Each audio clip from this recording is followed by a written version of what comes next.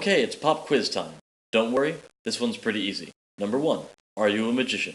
Number 2, do you do card magic? Number 3, do you own Pitt Hartling's book, Card Fictions? Well, how'd you do? If you answered yes, yes, no, here are your instructions. Go find a pen or a nice sharp pencil right now. Go on, I'll wait, this is really important. Okay, got one? Now take this writing implement in your writing hand. Perfect. Now get a piece of paper and hold it steady with your other hand. Now jam your pencil into your other hand. The pain you are currently feeling is your punishment for not already owning this book. Now use the blood trickling from your hand to write down this website where you can buy this book. For $40 you will get this well color coordinated little hardbound book. Now, at only 90 pages and 7 card effects, from where I'm sitting writing this, I can hear some of you complaining, why would I pay $40 for a book with fewer effects than Job has ever successfully performed?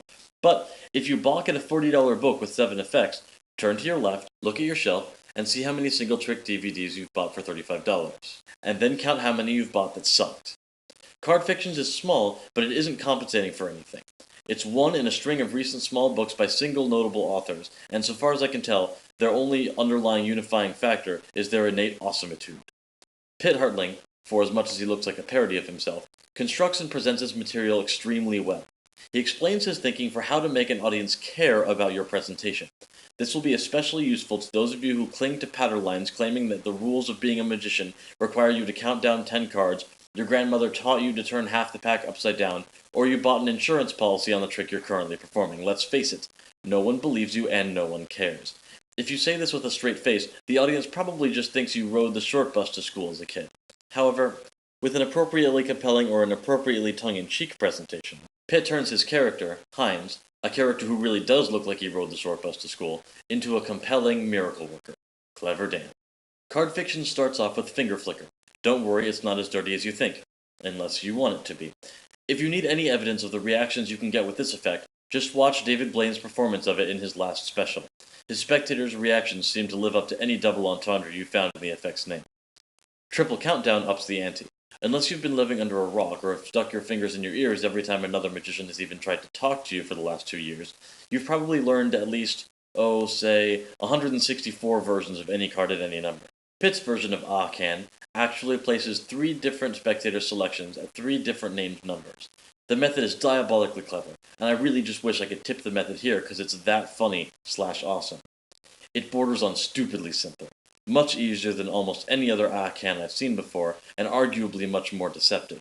Though if you ask me, I'm still waiting on the version that will allow me to put the named card at the 61st position. Next, Messmaster includes a fun example of how to set up a situation where your spectators will remember the trick as much more impossible than it actually was. It's always nice to get credit for doing more than you actually did. As much as I appreciate sleight of hand, sometimes it doesn't hurt to phone it in if you can get the exact same reaction. You toss the cards all over the table and are still able to identify the spectator's selection. It also includes an interesting approach to using a mathematical principle and an Egyptian principle to accomplish the triumph-like effect. High Noon puts a new spin on Paul Harris's reflex. Like Mr. Miyagi, you snatch the spectator's card out of his hand so fast he doesn't even notice. He also doesn't notice you fold it up and slip it under his watch. Ever want to be the Karate Kid? Well, here's your chance, and your chance to do a card trick at the same time. And if you've been thinking about memorized deck work, but would rather start by wading into the kiddie pool than jumping straight into giant, cold, shark-infested waters with 50-foot swells, Pitt Hartling's effect Unforgettable is for you. You get to create the illusion that you can instantly memorize an entire pack of cards, and you really only need to know the order of 13 cards. Oh, and you get to drink orange juice.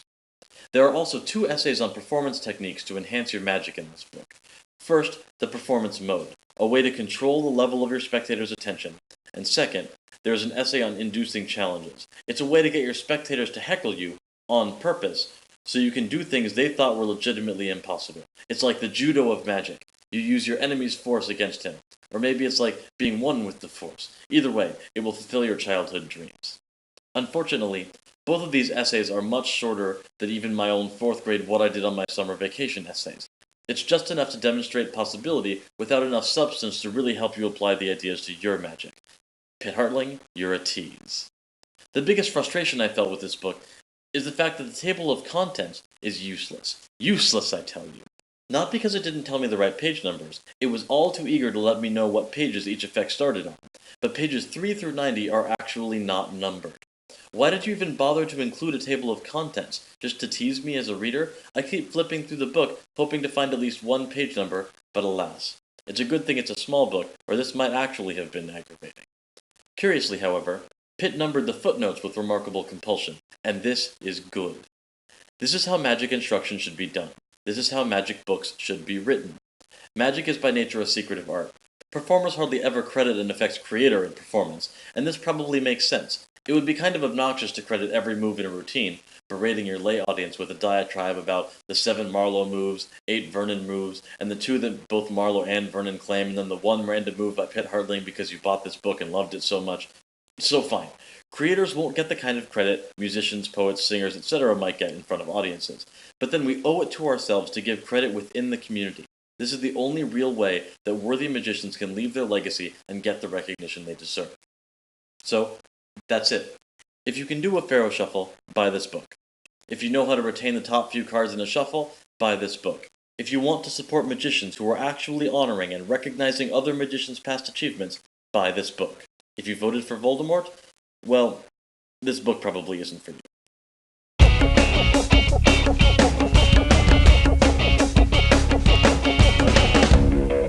Your attention, please.